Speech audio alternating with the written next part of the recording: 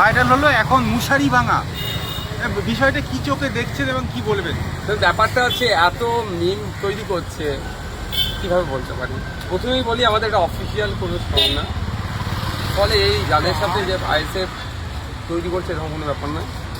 মানুষ আবেগে এগুলো তৈরি করছে এবং সাধারণ মানুষ এটা গ্রহণ করছে। এখন সাধারণ মানুষ থেকে শুরু করে উচ্চবিত্ত, মধ্যবিত্ত, শিক্ষিত সমাজ এখন সবাই পশ্চিমবাংলার গণ্ডি বাড়িয়ে, রাজ্যের গণ্ডি পেরিয়ে, দেশের গণ্ডি পেরিয়ে এখন আন্তর্জাতিক স্তরে গানটা পৌঁছে গিয়েছে। দেখছিলাম কানাডাতে একজন ভদ্রলোক এটা ভিডিও করে পোস্ট করেছে।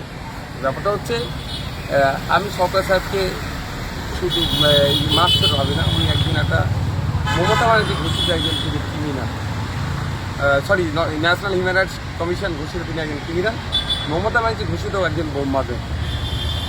আপনি একজন প্রার্থী, আপনার অন্য প্রার্থীর প্রতি একটা সহনশীলতা থাকবে, 100% আছে। কিন্তু একজন মাতসুর বলে আমি অভদ্রমূলক শব্দ বলতে পারবো না একটা করে আমি খরচ করেছি আমার রাজনৈতিক কেরিয়ার। দ্বিতীয় কথা হচ্ছে সরকার সাহেব যখন রাস্তা দিয়ে যায়, কেউ যদি ওনাকে চোর বলে ডাকে তারও দায়িত্ব নাকি আমার ঘাড়ে বর্তায়। মানে সরকার সাহেব আইএসএফ আর নওশাদ ফোবিয়াতে ভুগছে, যা হয় সবই নাকি নওশাদ বা আইএসএফ, তো সেটা আমি কী করতে পারি? সাধারণ মানুষের বাক থাকলে তাহলে থাকতে পারি না।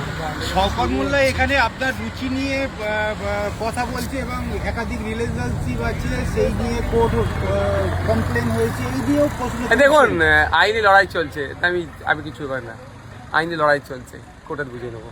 নওশাদ ভাই, আপনার যে গানটা শুরু হচ্ছে সেখানে প্রথমেই শুরু হচ্ছে নটোরিয়াস ক্রিমিনাল, তারপরে মাতচোর মৌখালি গাঁজা। এই যে পুরো বিষয়টা আপনাদের কর্মীরা নাচ করছেন, ওই যে প্রশ্নটা করলো, কোথাও কিন্তু প্রতিপক্ষ আমি অন স্টেজ বলতে শুনেছেন আপনি। দেখুন আমি বিলোদা বেল্ট কোনোদিন আমাকে অ্যাটাক করতে দেখেছেন? কোনোদিন দেখেছেন? দেখাতে পারবেন না, বিলোদা বেল্ট অ্যাটাক করি না। দ্বিতীয় হচ্ছে আপনারাই দেখেছেন আমি স্টেজে উঠে তাড়া দিই যে ডিজেটি যে এই ধরনের হইলোর করা বারুদে, আপনারা দেখেছেন, আপনারা অনেকে দেখিয়েছেন। সুতরাং এর সাথে আমাদেরকে যারা কানেক্ট করতে চাইছে তারা ভুল করছে। তারা আর তো কয়েক ঘন্টা কি বলবেন? বাংলার থেকে দিচ্ছি কম করে 50,000 করে দিয়েছে। আর আইএসএফের আর কটা সিট পড়ে যেতে ডবল ডিজিট নিয়ে বিধানসভায় যাবো, বাম এবং আইএসএফের শক্তি এবারে ব্যাপকভাবে উত্থান হবে। কি মনে হচ্ছে রাজ্যে কারা ক্ষমতায় আছে? আমরা থাকবো নির্ণয়। রাজ্য সরকার কারা করতে চলেছে কি মনে হয়? তৃণমূল বিজেপি ম্যাজিক ফিগারে পৌঁছাতে পারবে না, আমি দায়িত্ব নিয়ে করছি।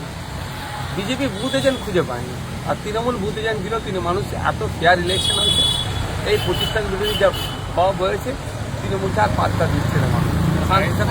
কারণ 8 বছর 10 বছর করে ভোট দেওয়ার সুযোগ পেয়েছে, সুদে আসলে মিটিয়েছে সাধারণ মানুষ। আপনারা নির্ণায়ক ভূমিকায় থাকতে বলছেন, সেই প্রশ্নটা উঠেই আসবে দাদার কথা সূত্রে, যদি তৃণমূল বা বিজেপি ক্ষমতায় না আসে, ঠিকঠাক না পায়, সেক্ষেত্রে আপনাদের অবস্থান কী হবে? আমাদের আমি একদম কোড আনকোড বলছি, আমরা ভোট দিয়ে কোনো দুর্নীতিগ্রস্তকে আমরা সহযোগিতা করবো না। আমরা ভোট দিয়ে কোনো সাম্প্রদায়িক শক্তিকে সহযোগিতা করবো। ভোট মিনস প্রার্থী সমর্থন দিয়ে জিতা বিধায়কদের, এইটা আমাদের অবস্থান ক্লিয়ার। অন্যরকম পরিস্থিতি, সে পরিস্থিতি জানে, তার জন্য সংবিধান আছে, সুপ্রিম কোর্ট আছে, নিয়ম কানুন আছে। ভাঙড় মানে সবসময় সংবাদ শিরোনামে থাকে পোস্টফুল ভায়োলেন্স, ভাঙড়ে যদি হয় দায় নেবেন? আইএসএফ যুক্ত রাখে, দায় আমার ঘরে করতে হবে। ভালো আছে, ঠিক আছে। আমি আপনাদের বলি, আমরা কোনোদিন হিংসাতে বিশ্বাস করি। হিংসা দিয়ে হিংসাকে দমানো যায় না, ভালোবাসাতে হিংসাকে দমানো যায়। আপনারা দেখুন তো এই ভোট পিরিয়ডে কত আমরা মারপিট কেস পেয়েছি, হ্যান্ড করছি। আমরা দেখেছি, বলতে পারি আমরা কাউন্টার অ্যাটাকে দিয়েছি, আমরা সেলফ ডিফেন্সে বিশ্বাস করি, এটুকু বলে